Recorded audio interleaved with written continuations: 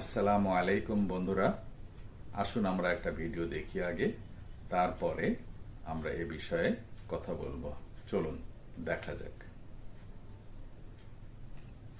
চলুন 1 2 3।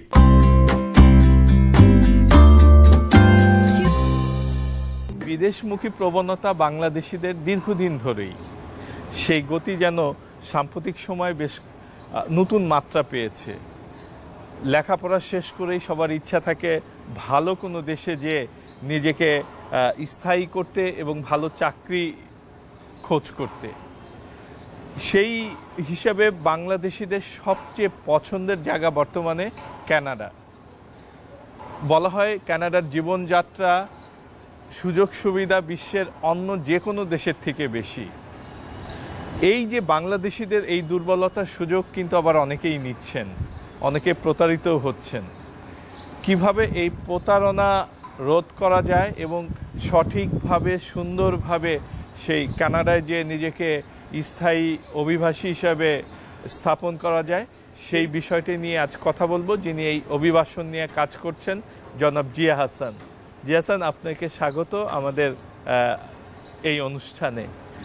আমরা জানি যে অনেকদিন ধরেই আপনি এই বিষয় যেটি বলছিলাম এটি নিয়ে কাজ করছেন, বিশেষ করে প্রতারণা থেকে যেন সাধারণ মানুষ দূরে থাকে, এটি আপনি সোশ্যাল মিডিয়ায় বিভিন্ন সময় বিভিন্ন পরামর্শ দিচ্ছেন। আজকে পেয়েছি, আমরা বিস্তারিত জানতে চাচ্ছি এই বিষয়ে। জি, শুরুতে আপনাকে ধন্যবাদ আমাকে আমন্ত্রণ জানানোর জন্য আপনাদের চ্যানেলে, এবং চ্যানেল 24-এর সমস্ত দর্শকদের ধন্যবাদ, সালাম, শুভেচ্ছা। রাজীব ভাই, আমরা গিয়েছিলাম 2017 সালে। এটা ফেডারেল গভর্নমেন্টের একটা স্কিল মাইগ্রেশন প্রোগ্রামের মধ্য দিয়ে। প্রোগ্রামটার নাম হচ্ছে এক্সপ্রেস এন্ট্রি। তো এবং আমরা আবেদন করেছিলাম বাংলাদেশের গ্রামের একটি স্কুল থেকে। আমরা সেই স্কুলটি পরিচালনা করি। আমি তখন ঢাকাতে কাজ করছিলাম আমেরিকান এম্বাসিতে কন্ট্রাকচুয়াল ইংলিশ ল্যাঙ্গুয়েজ ট্রেনার হিসেবে, আর আমি সফট স্কিলস ট্রেনার হিসেবে জিয়াজ ল্যাঙ্গুয়েজ সেন্টারের মাধ্যমে এখানে ঢাকাতে 20 দিন কাজ করতাম, গ্রামে 10 দিন কাজ করতাম ওই ইংলিশ ভার্সন স্কুলটাতে। আমি এবং আমার ওয়াইফ, সে স্কলাস্টিকার টিচার ছিল ঢাকায়, কিন্তু ছেড়ে দিয়ে পরে আমাদের গ্রামের স্কুলটি আমরা একসাথে পরিচালনা করছিলাম। তো এটা করার এক পর্যায়ে গিয়ে মনে হলো, বড় ছেলে যখন বললো সে নর্থ আমেরিকায় পড়তে যাবে, টাকা পয়সা তো নাই। আমি আমার ওয়াইফ মৌলিকে, সে এখন RCIC regulated Canadian immigration consultant, okay বললাম যে কোন দেশে ইমিগ্রেন্ট হয়ে সহজেই চলে যাওয়া যায়, চলো ছেলে পেলেগুলা, তাহলে পড়াশোনার সার্টিফিকেশনটা হয়ে যাবে, আমাদেরও একটা সেকেন্ড হোম কাইন্ড অফ হয়ে গেল। তো তখন ওর খোঁজ করে দেখলো অস্ট্রেলিয়া যাওয়া যায় সহজেই, কানাডায় যাওয়া যায়। তো আমরা কানাডাকে বেছে নিলাম।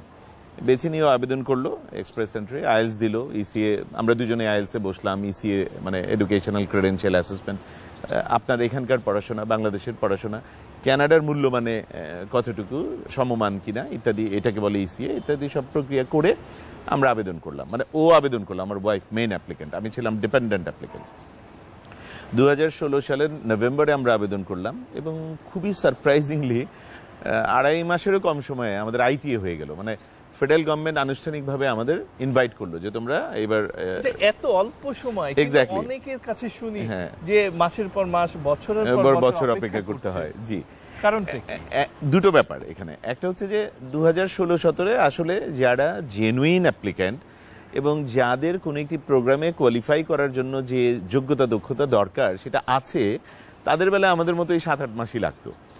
2017-তে আমরা গিয়েছি, আমাদের একদম এক্স্যাক্টলি 7.5 মাস লেগেছে। কানাডায় যেদিন আবেদন করেছি সেদিন থেকে কানাডায় নামা পর্যন্ত 7.5 মাস।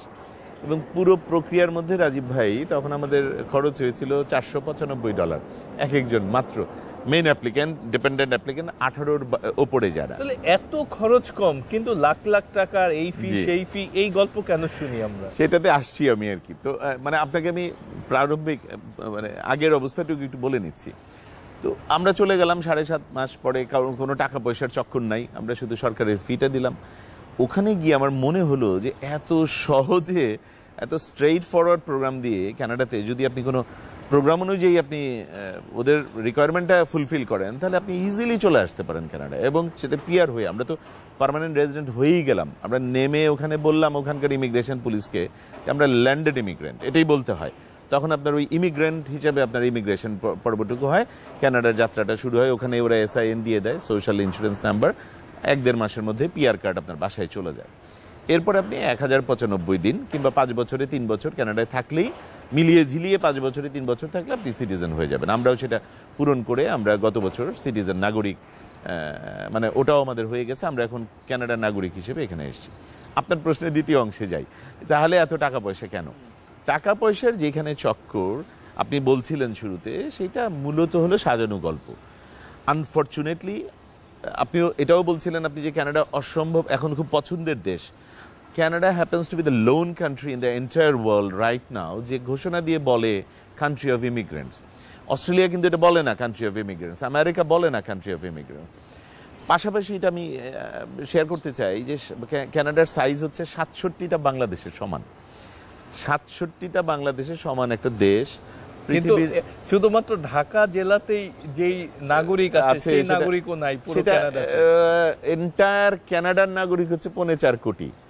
ঢাকাতেই তো মনে হয় এখন 2 কোটির বেশি বা 3 কোটির কাছাকাছি, তাহলে এন্টায়ার কানাডাই। কিন্তু কানাডা হচ্ছে 67টা বাংলাদেশের সমান। কানাডা পৃথিবীর 3 নম্বর তেলের রিজার্ভ, সৌদি আরব, ভেনেজুয়েলা, তারপরে আমরা। কানাডা 3 নম্বর। কানাডা পৃথিবীর 20% মিঠা পানির দেশ। 22 লক্ষ লেক আছে কানাডায়, এবং এর মধ্যে 563টা লেক আছে যেগুলোর কমপক্ষে দৈর্ঘ্য হচ্ছে 100 কিলোমিটার। লেক অন্টারিও বাংলাদেশের চেয়ে বড় একটা লেক, বাংলাদেশের চেয়ে বড়। এখন সেই দেশের একমাত্র হাহাকার হচ্ছে মানুষ নাই, মানুষ কম।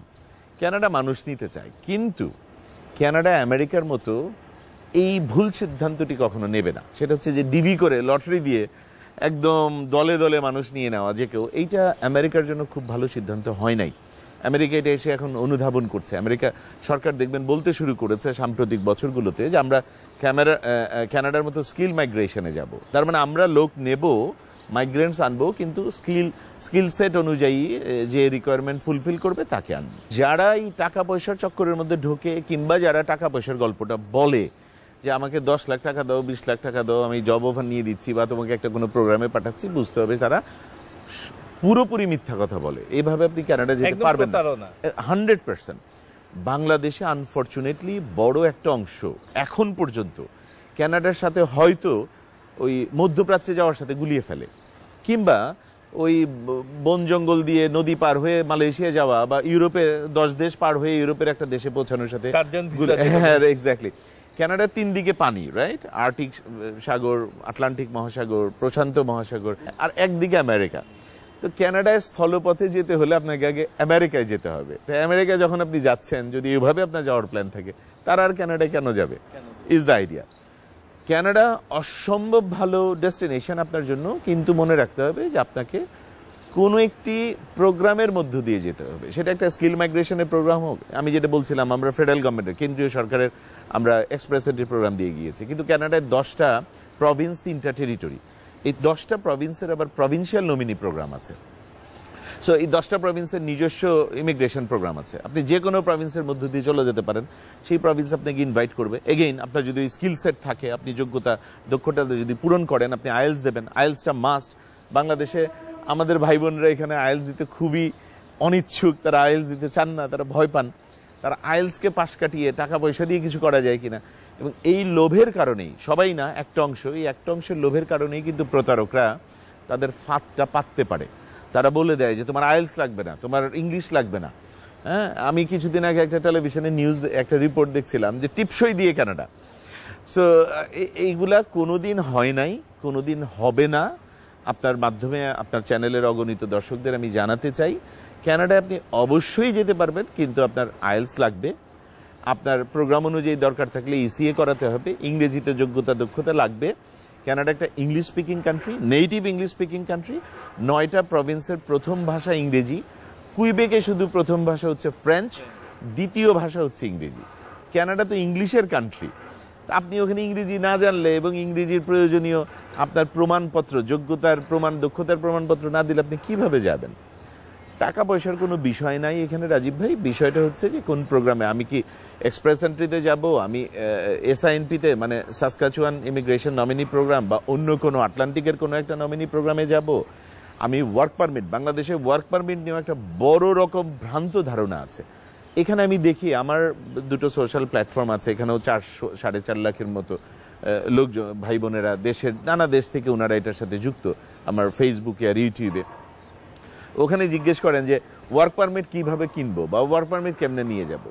ওয়ার্ক পারমিটে যাওয়ার জন্য কানাডায় আপনাকে একটা জব অফার পেতে হয় আগে, এবং সেই জব অফারে এগেইন আপনার মাধ্যমে আমি এটা জানাতে চাই, জব অফারে আপনি যদি একটি রিক্রুটিং এজেন্সির মাধ্যমে একটা জব অফার পান কানাডা থেকে একটা রিক্রুটিং এজেন্সি আপনাকে একটা জব অফার দিল, আপনার যোগ্যতা দক্ষতা দেখে ওরা কনভিন্স হলো, ওদের কাছে হয়তো রিকোয়েস্ট ছিল এমপ্লয়ারের, সেই এমপ্লয়ারের সাথে আপনাকে কানেক্ট করলো, তাহলে আপনি হচ্ছেন ওদের প্রোডাক্ট। ওরা হেড হান্ট করছে, আপনার হেডটাকে ওরা হান্ট করে এমপ্লয়ারকে পৌঁছে দিল। তাহলে এই রিক্রুটিং এজেন্সির ক্লায়েন্ট কিন্তু আপনি না, ক্লায়েন্ট হচ্ছে ওই এমপ্লয়ারটা, সে তার সেবা মূল্য নেবে এমপ্লয়ার থেকে। বাংলাদেশে আমরা এখনো বড় অংশ এটা বুঝি না, আমরা মনে করি যে এদের টাকা পয়সা দিয়ে চলে যাবো। এরা তো টাকা পয়সা নেওয়ার জন্যই অনুমোদিত না, এরা টাকা পয়সা নিতে পারে না, এদের লাইসেন্স বাতিল হয়ে যাবে। কানাডায় আপনি যখন জব অফার নিয়ে যাবেন, কিংবা দর্শক ভাই বোনদের উদ্দেশ্যে বলছি, ওনারা যখন জব অফার নিয়ে যাবেন, ওনাদের ইন দ্য ফার্স্ট প্লেস মাথায় রাখতে হবে এই পুরো প্রক্রিয়ার মধ্যে কোনো টাকা পয়সা লাগার কোনো সুযোগ নাই। তার মানে কেউ যদি বলে যে আমাকে $200 দাও আর $2000 দাও আর $4000 দাও, সে আসলে মিথ্যা কথা বলছে, সে কোনোদিন আপনাকে কানাডা নিয়ে যেতে পারবে না। কানাডায় যাবেন আপনি দুই ভাবে, এক, আপনি আপনার প্রোগ্রামটা বুঝবেন, সবকিছু উন্মুক্ত ওয়েবসাইটে, সবগুলোর পয়েন্ট ক্যালকুলেটর আছে, যে কোনো প্রোগ্রামের পয়েন্ট ক্যালকুলেটরে গিয়ে আপনি নিজে শুধু প্রশ্নের উত্তরগুলো ড্রপ ডাউন বাটন থেকে চুজ করে আপনি ক্লিক করে কিন্তু নিজের আপনি ক্যালকুলেটেড স্কোরটা দেখতে পারেন।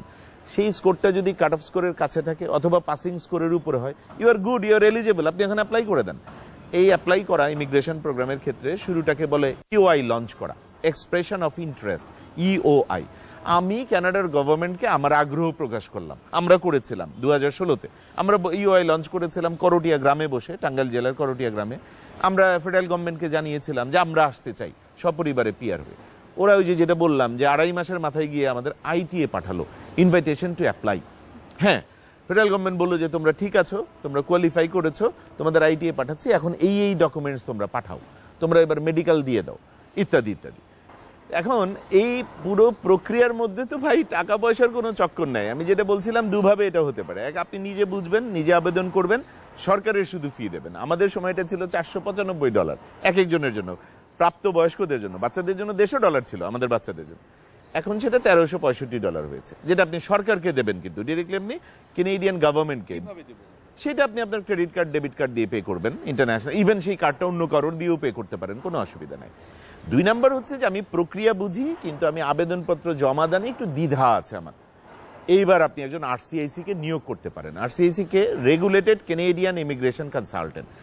সারা কানাডায় 5,000-8,000-এর মতো আরসিআইসি আছে, এবং খুবই আশার কথা হচ্ছে বাঙালি প্রায় 25 জনের মতো বাঙালি আরসিআইসি আছেন, তার মধ্যে আমার ওয়াইফও একজন, আলহামদুলিল্লাহ। আমরা সেই কোম্পানিটাই পরিচালনা করছি, আমি এই কোম্পানির একজন কর্মী, পরিচালক, আমি ডিরেক্টর অপারেশনস। আমি নিজে কনসালটেন্ট নই, কিন্তু যেহেতু এটার সাথে যুক্ত আছি আর যেহেতু এটা নিয়ে কথা বলছি, সেই জন্য বেসিক এটা নিয়ে কাজও করছি, আমাদের কোম্পানি কাজ করছে, আমরা কাজ করছি, তো সেই জন্য বেসিক। এবং আপনি নিজ প্রক্রিয়ায় এই কাজটা বুঝে নিজে গিয়েছেন, নিজের ফ্যামিলি ওয়াইফ, হ্যাঁ, ও মেইন অ্যাপ্লিকেন্ট হয়ে নিজ প্রক্রিয়ায় গিয়েছে, আমরা দুজন মিলে তখন বুঝেছি। এবং 2016-তে আমার তখন বাংলায় কোনো ভিডিও ছিল না এটা নিয়ে বলার মতো, এই জন্যই আমার কানাডায় 2017 গিয়ে আমার মনে হয়েছে এইটা বাংলাদেশের ভাই বোনদের জানানো দরকার। সেই জন্যই আমি আমার চ্যানেলটা শুরু করেছিলাম, জানানোর জন্য যে আপনারা এত সহজে চলে আসতে পারেন, কোনো টাকা পয়সার চক্কর নাই, কারোর সাথে টাকা পয়সার চক্করে গেলে আপনি 100% প্রতারিত হবেন। কাউকে যদি টাকা পয়সা দিতে হয়, মানে কাউকে যদি আপনার নিয়োগ করতে হয়, সেটা হচ্ছে কেনেডিয়ান একজন আরসিআইসি। ঢাকা শহরে কেউ আপনার এই এলাকায়, এই শহরে 100 জন দোকান খুলে বসে আছে, সাইনবোর্ডে বলছে আমরা কানাডার পাঠাই, এবং তারা স্বঘোষিত কনসালটেন্ট, তারা কিন্তু কনসালটেন্ট না, তারা কানাডা গভর্নমেন্টের কাছে তাদের কোনো অ্যাক্সেস নাই, তারা আপনার জন্য কিছুই করতে পারে না।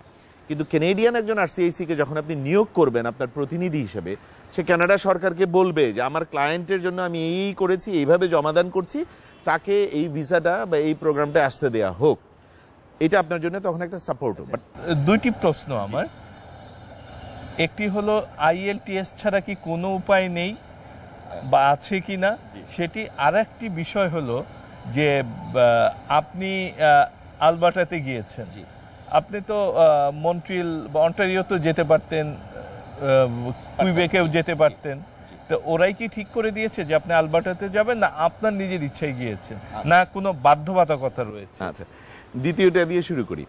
আমরা গিয়েছিলাম ফেডারেল গভর্নমেন্টের প্রোগ্রামে, কেন্দ্রীয় সরকারে এক্সপ্রেস এন্ট্রি দিয়ে গেলে আপনার 10টা প্রভিন্সই আপনার জন্য অন। আপনি যে কোনো প্রভিন্সে যেতে পারেন, কোনো বাধ্যবাধকতা নেই। যে কোনো প্রভিন্স থেকে আবার সরে গিয়ে আরেকটা, এখানে থাকলেন 1 মাস 2 মাস, ভালো লাগলো না, চলে গেলেন। আমরা ইন দ্য ফার্স্ট প্লেস আলবার্টায় গিয়েছিলাম, আমরা টরন্টো যেতে পারতাম, আমরা আপনি বললেন কুইবেকের কথা, মন্ট্রিয়াল যেতে পারতাম, আমরা যাই নাই। হঠাৎ করে সেই সময় আমার এক দেশের ছোট ভাই আমার সাথে সংযুক্ত হলো, সে আলবার্টা এডমন্টনে থাকে। সে আমাকে বলল যে জিয়া ভাই, যেহেতু সে জানতো যে আমরা গিয়ে আসলে মানে কনভেনশনাল টিপিক্যাল জবের পিছনে দৌড়াবো না, আমরা নিজেরা ইএসএল টিচার হিসেবে যাচ্ছি, আমরা ওখানে একটু টিচিং এর কিছু এক্সপোজার নিয়ে আমরা আসলে একটা ইএসএল সেন্টার করব। সেটা আমরা করেছিও, জিয়াজ ল্যাঙ্গুয়েজ সেন্টার একটা ইনকর্পোরেটেড কোম্পানি এখন কানাডা। তো এই জন্য ওই ছোট ভাইটা বললো যে আপনি তো একটু কাম অ্যান্ড কোয়াইট শহর খুঁজে বেড়াচ্ছেন, আলবার্টা হচ্ছে সেরকম, এডমন্টন সেরকম। এডমন্টন শহরটা ঢাকার দ্বিগুণের বড়, মানুষ হচ্ছে 9.5 লাখের কিছু বেশি। এখন ঢাকার দ্বিগুণের বড় একটা শহর আপনি কল্পনা করেন, এখানে 10 লক্ষ মানুষ আপনি ছড়িয়ে ছিটিয়ে দেন, আপনি আসলে কাউকে খুঁজে পাবেন না। 100 বছর আগে ঢাকার চেহারা এরকম ছিল, কারেক্ট। আমি আমার ভিডিওগুলো দেখে ভাইরা এখান থেকে বলে যে জিয়া ভাই মানুষ তো দেখি না, তো আমি আবার উত্তরে লিখি যে সেই জন্যই আপনাদের দরকার, মানুষ দেখেন না বলেই। কানাডা একটা সার্ভাইভালের কোয়েশ্চেনে পড়েছে, সেটা হচ্ছে কানাডায় পপুলেশনটা এইজিং। কানাডার বেবি বুমার যে জেনারেশনটা ছিল দ্বিতীয় বিশ্বযুদ্ধের পরে, সেই টোটাল জেনারেশনটা এখন রিটায়ারিং জেনারেশন। আগামী 10 বছরে 90 লক্ষ মানুষ কানাডায় রিটায়ার করছে। মানুষই আছে 4.5 কোটি, তার মধ্যে যে মেইন স্ট্রিমে কর্মক্ষম মানুষের যে মানে সংখ্যাটা, সেই সংখ্যার মধ্যে 90 লক্ষ রিটায়ার করছে আগামী 9-10 বছরে। কানাডার একটা হাহাকার চলছে, কানাডার ডেসপারেটলি নিজে মানুষ খুঁজে বেড়াচ্ছে। এই অবস্থায় জাপানও পড়তে যাচ্ছে, এই অবস্থায় জার্মানিও পড়তে যাচ্ছে। কিন্তু জাপান জার্মানির সাথে আমাদের 5 লাইন ডিফারেন্সটা হচ্ছে, ওই দেশে গেলে আপনাকে আবার জার্মানিতে গেলে জার্মান ল্যাঙ্গুয়েজ জানতে হবে, জাপানে গেলে আপনাকে জাপানিজ জানতে হবে। আমাদের বড় প্লাস পয়েন্ট হচ্ছে ভাই, আমরা তো 12 ক্লাস পর্যন্ত কম্পালসারি ইংলিশ পড়ি, ইংরেজি আমরা একদম বুনিয়াদী শিক্ষা নিয়ে ঢুকি, ইংলিশটা আমাদের মধ্যে রয়েই যায়।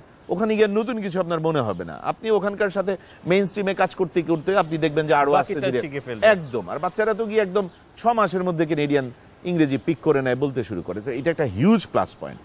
সব অর্থে কানাডা অসম্ভব ভালো একটা ডেস্টিনেশন, শান্তির জায়গা কানাডা। কানাডার মতো হেলথ কেয়ার পৃথিবীর কোনো দেশে, সুইডেন ছাড়া কেউ দেয় না এইরকম হেলথ কেয়ার।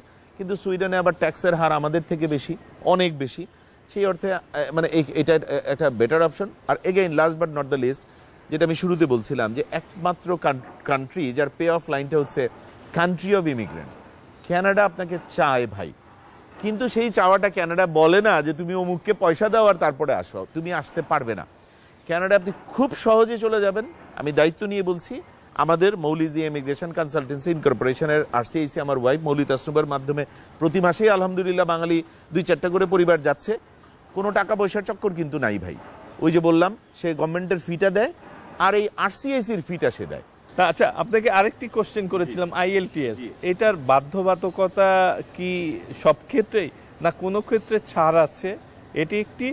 আর আরেকটি বিষয় হলো যে ওদের যে অনেকগুলো প্রদেশের কথা বললেন, প্রভিন্সের কথা বললেন, অন্টারিও, কিউবেক, তারপরে আলবার্টা, ব্রিটিশ কলম্বিয়া, ওরা কি সিলেক্ট করে দেয় নাকি এক্ষেত্রে আপনার চয়েসটাই বড় ব্যাপার যে আপনি কোথায় থাকবেন? খুব ভালো প্রশ্ন। আমি আইএলস দিয়ে শুরু করছি। ইমিগ্রেশনের যে কোনো প্রোগ্রামে আইএলস মাস্ট। স্টাডি পারমিটের বেলা আপনি একাডেমিক আইএলস দেবেন, ইমিগ্রেশনের কোনো একটা প্রোগ্রামের বেলা আপনি জেনারেল আইএলস দেবেন, আইএলস জিটি। তারপরে থাকলো জব অফার। জব অফারের ক্ষেত্রে একটা মাত্র ক্যাটাগরি, ডি ক্যাটাগরি, এটাতে আমি পরে আসতেছি, এই ক্যাটাগরির একটা অংশে আইএলস লাগে না। এটা ছাড়া skill set 0, A, B, C, মানে আমরা যে, আপনি যে প্রফেশনে আছেন, আমরা যে প্রফেশনে গিয়েছি, 99% ক্ষেত্রে জব অফারের বেলায় আপনার আইএলস লাগবে, মাস্ট। লাগবে না দুটো জায়গায়। এক, ওদের একটা গ্লোবাল ট্যালেন্ট স্ট্রিম আছে, যেটা সুপার ট্যালেন্টেডদের ওরা নেয়, যারা আসলে সারা জীবন ইংলিশ মিডিয়ামেই পড়াশোনা করে।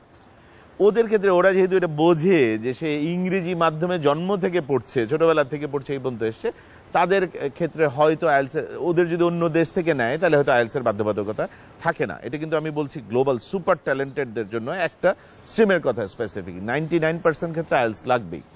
তারপরও ধরেন ওই গ্লোবাল ট্যালেন্ট স্ট্রিমেও যদি কোনো বাঙালি ভাই আবেদন করে, সে ওখানে কোয়ালিফাই করলো, তার আলটিমেটলি ভিসাটা তো সিঙ্গাপুর অফিসে পাঠাতে হবে। সিঙ্গাপুর অফিসে যে চেকলিস্ট নিয়ে বসে আছে, ওরা একদম ওয়েবসাইটে বলে দিয়েছে যে জিনিসগুলোর সাথে কমপ্লাই করতে হবে। আইএলটিএস ওখানে একটা ব্যাপার, ওটাকে আপনাকে কমপ্লাই করতে হবে। আমি বলছিলাম ডি ক্যাটাগরি। ডি ক্যাটাগরি হলো মূলত শ্রমিক শ্রেণীর জন্য। যে কানাডাতে ভাই একটা অপশন আছে, এটাও আপনার মাধ্যমে আমি বাংলাদেশ সরকারকেও জানাতে চাই, অ্যাজ ওয়েল অ্যাজ ভাইদেরও জানাতে চাই। কানাডা প্রতি বছর, কানাডায় তো রাফলি 5 মাসের মতো বরফ থাকে, রাইট? তো 6 মাস ধরে নেন, বরফহীন আমরা 6 মাস। সেই 6 মাসে আমাদের বাইরে এরকম তখন হলো চাষাবাদ হয়। এবং কানাডা কিন্তু পৃথিবীর অন্যতম বৃহৎ শস্য ভাণ্ডারও। আমরা যে প্রভিন্সে থেকে, আলবার্টা, আমাদের গায়ে, সাসকাচুয়ান, তারপরে ম্যানিটোবা, এই তিনটা কিন্তু এই জন্যই তিনটাকে বলে প্রেইরি প্রভিন্স, মানে পৃথিবীর বড় একটা শস্য ভাণ্ডার কিন্তু এইখানে। আপনারা বাংলাদেশে যে আটা খান, এই গম খান, হ্যাঁ, এই গমের বড় অংশ কানাডা থেকে আসে। তো যার ফলে এটাও তো একটা বড় ব্যাপার। এই যে কৃষি কাজ, এই 6 মাস, বরফের বাইরের যে 6 মাস, এই 6 মাসের জন্য অস্থায়ী শ্রমিক আনা হয়। এটা ডি ক্যাটাগরির মাধ্যমে আনা হয়। এটা একটা G2G program, government to government program. G2Gর এই প্রোগ্রামটা মূলত হচ্ছে আপনার ল্যাটিন আমেরিকার কিছু দেশের সাথে কানাডার ঠিক করা আছে।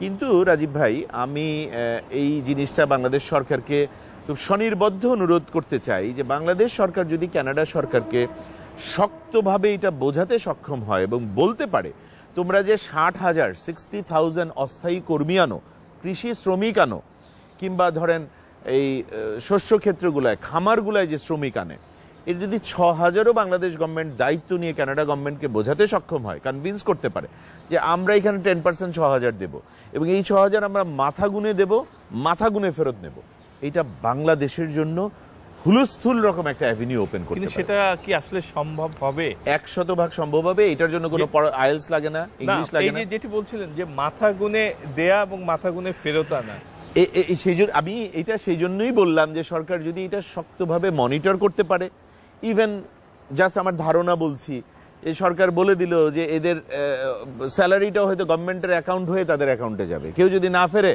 তার স্যালারি, মানে কোনো একটা জায়গায় সে অ্যাকাউন্টেবল, নিশ্চয়ই কোনো না কোনো কায়দা আছে।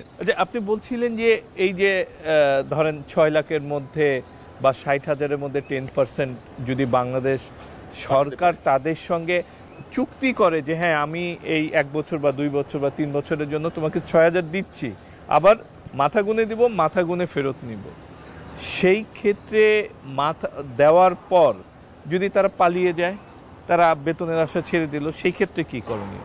সেইটা একটা ভয়ের জায়গা, আশঙ্কার জায়গা, তখন একটা বিব্রতকর ব্যাপার। সে কি বৈধ হতে পারবেন কিনা? তিনি বৈধ, যে পালিয়ে যাচ্ছেন। কানাডা ভীষণভাবে একটি মানবিক দেশ, ভীষণভাবে একটি মানব অধিকারের দেশ। প্রতিটি মানুষ কানাডায় যখন প্রবেশ করে তার 100% হিউম্যান রাইটস দেখা, সেটাকে রক্ষা করা, সে কোন দেশের মানুষ কিছু যায় আসে না, এটা কানাডার দায়িত্ব। আপনার প্রশ্নের সূত্র ধরে বলছি যে কেউ যদি গিয়ে বলে সে পালিয়ে গেল এবং তারপরে সে ডিক্লেয়ার করলো আমি আমার দেশে ফেরত যাব না, আমি থাকতে চাই, আমার দেশে আশঙ্কা, বা সে বলল যে তার জীবন নিয়ে ভয় আছে, সে যেতে চাইলো না, কানাডা তাকে সাথে সাথে ফেরত পাঠাতে পারে না, আইনগতভাবে পারে না। কানাডা তখন যেটা করে সেটা হচ্ছে যে আইনের লড়াই শুরু করে। তখন তাকে বলে ঠিক আছে তুমি তোমার লয়ার নাও, আমরা লয়ার দিচ্ছি। তাকে তখন ওয়ার্ক পারমিট দিয়ে দেয়, অস্থায়ী থাকার অনুমতি দেয়, বেসিক হেলথ ফ্যাসিলিটিস দেয়। সে নিজের কাজ নিজে তখন খুঁজে নেবে, কিন্তু সে থাকতে পারবে বৈধভাবে যতদিন না তার কেসটা সেটেল হবে। আপনার জানার জন্য বলি, 60,000-এর উপরে এরকম কেস ঝুলে আছে কিন্তু কানাডায় এই মুহূর্তে। তো সেই জন্য সে যে বলা মাত্র তাকে ফেরত পাঠিয়ে দিবে তা কিন্তু না, চান্সেস আর 50-50। সে হয়তো ফাইনালি ওখানে সে যদি জিতে যায়, টিকে যায়, তাহলে তো সে পিআর হয়ে যাবে। যেদিন তার কেস সাকসেসফুল হবে তখনই সে পিআর, পার্মানেন্ট রেজিডেন্ট হয়ে যাবে। কিন্তু সেটা একটা আশঙ্কার জায়গা। আপনি ঠিক বলেছেন, কেউ যদি এরকম করে থেকে যেতে চায় তখন সরকার, তার তো কথা রক্ষা হবে না, একটু বিব্রত হতে পারে। তারপরও আমার শক্ত অনুরোধ হচ্ছে, এটা একটা বিশাল সুযোগ সম্ভাবনার জায়গা বাংলাদেশের জন্য, বাংলাদেশের এই শ্রমিক ভাইদের জন্য হুলস্থুল। আমরা তো শুধু মধ্যপ্রাচ্যে পাঠাচ্ছি, দেখেন মধ্যপ্রাচ্যে 20 বছর থাকলেও তো আপনি স্ট্যাটাস পাচ্ছেন না, কিছু টাকা পয়সা নিয়ে চলে আসছে। কানাডায় আমাদের একজন ভাই গিয়ে একটা ওয়ার্ক পারমিট নিয়ে থাকতে পারলে গুনে গুনে, ধরেন সি ক্যাটাগরি, বি ক্যাটাগরিতে একজন ভাই, আমার ওয়াইফের মাধ্যমে গত মাসে একজন শেফ, একজন বাঙালি ভাই, এক বাবুর্চি ভাই নামলো আমাদের পাশের শহর রেড ডিয়ারে, আমি আমার ফেসবুকে শেয়ার করেছি। এই যে ভাইটা নামলো, সে গুনে গুনে 12 মাস কাজ করবে কানাডাতে, 12 মাসের পরে মৌলি হয়তো তার জন্য আবেদন করবে, আমার ওয়াইফ আবেদন করবে ফুল ফ্যামিলি পিআর। যেদিন সে পার্মানেন্ট রেজিডেন্ট হবে সেদিন থেকে গুনে গুনে 5 বছরের মধ্যে 3 বছর মিলিয়ে ঝিলিয়ে কানাডার মাটিতে সে থাকলেই সিটিজেন।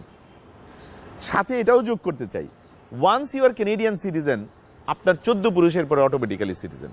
ধরুন আপনি কানাডার সিটিজেন হয়ে বাংলাদেশে চলে আসলেন, এসে আপনি সিদ্ধান্ত নিলেন জিয়া ভাই আমি আর যাবো না, আমার ভালো লাগে নাই, ঠান্ডার দেশ, থাকবো না কানাডায়। ঠিক আছে, থাকলেন বাংলাদেশে।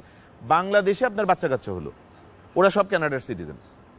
সেই বাচ্চা কাচ্চা হলো, ওরাও কানাডার সিটিজেন। আমরা ম্যাক্সিমাম ক্ষেত্রে দেখি কানাডায় যারা ইমিগ্রেন্ট হয়ে যান পুরো পরিবার হয়ে যায়, পরিবার সবাই মিলে যায়, পুরো পরিবার ইমিগ্রেন্ট হয়ে যায়। তো এই ক্ষেত্রে ধরেন স্বামীর ভালো জব আছে বা স্ত্রীর ভালো জব আছে, বললো যে ঠিক আছে তুমি অ্যাপ্লাই করলাম, বাচ্চা কাচ্চা নিয়ে তুমি সেটেল হও, তুমি ওইখানে থাকো, ওইখানে করো, আমি যাওয়া আসার উপর থাকলাম কারণ আমার এখানে একটি ভালো জব রয়েছে।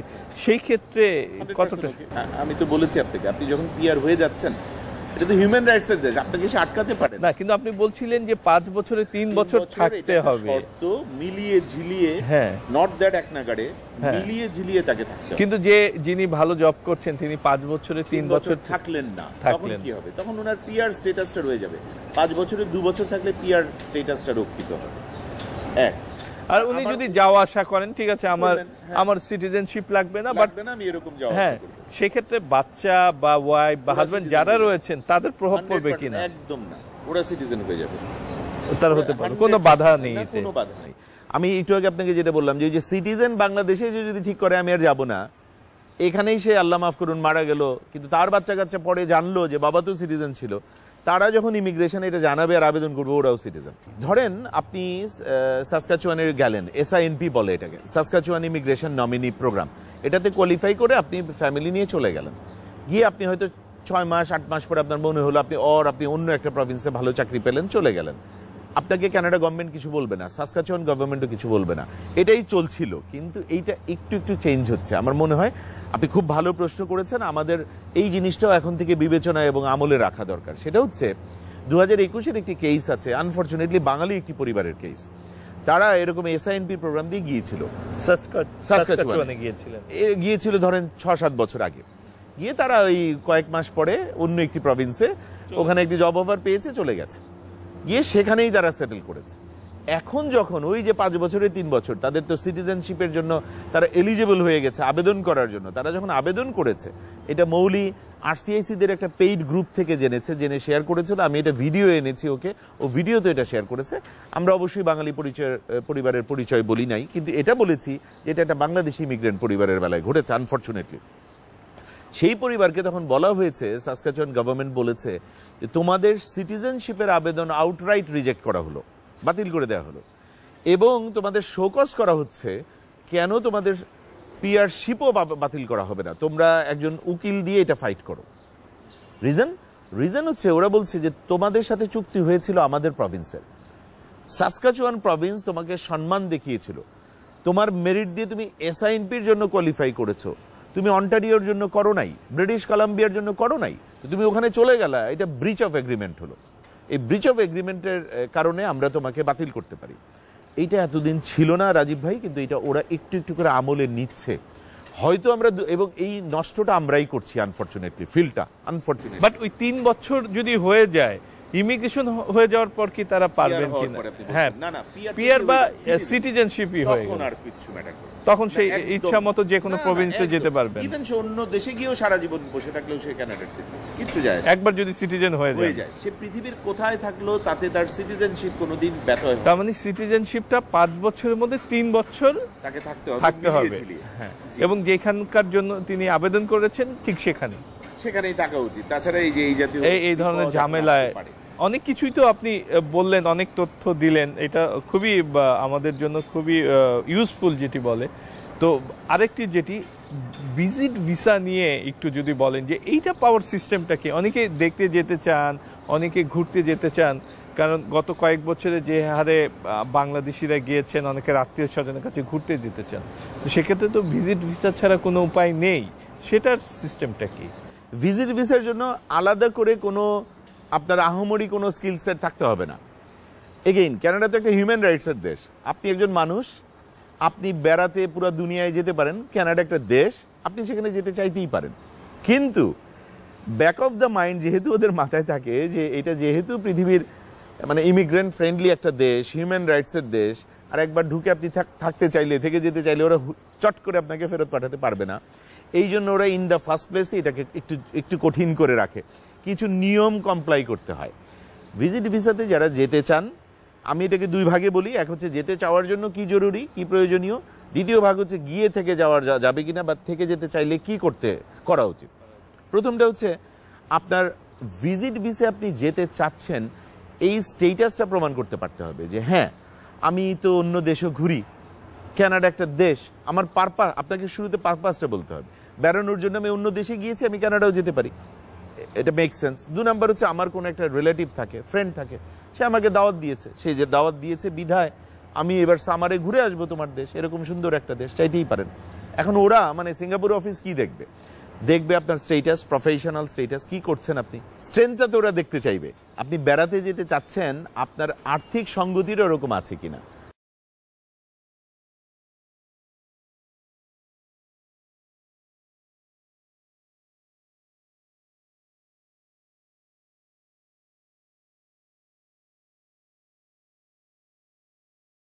অবশ্যই আইএলটিএস লাগবে, অবশ্যই আপনার ইসিএ করাতে হবে, এডুকেশনাল ক্রেডেনশিয়াল অ্যাসেসমেন্ট।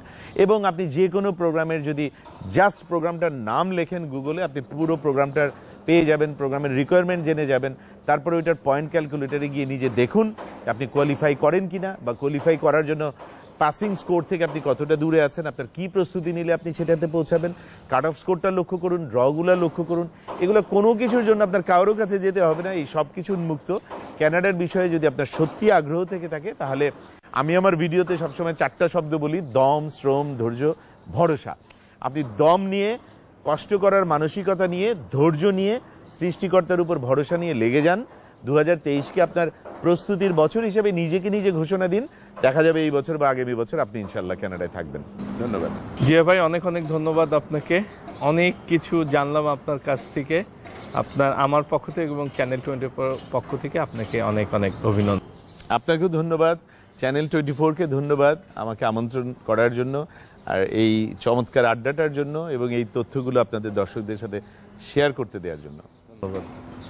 দর্শক, সেই পুরনো কথাই, ভালো দেশে যাওয়া, ভালো দেশে বসবাস করা, এটা কোনো অন্যায় আবদার নয়, তবে সেটা যেন অবশ্যই বৈধভাবে এবং নিয়ম মেনে হয়। আর এক্ষেত্রে ইংলিশটা অবশ্যই জানা উচিত, এবং ইংলিশ জেনে যদি বিদেশে যাওয়া যায় সেটা নিজেরই কাজে লাগবে। সবার জন্য শুভকামনা। তো বন্ধুরা, আমরা এতক্ষণ ভিডিও দেখলাম এবং বিষয়টি জানতে পারলাম, বুঝতে পারলাম।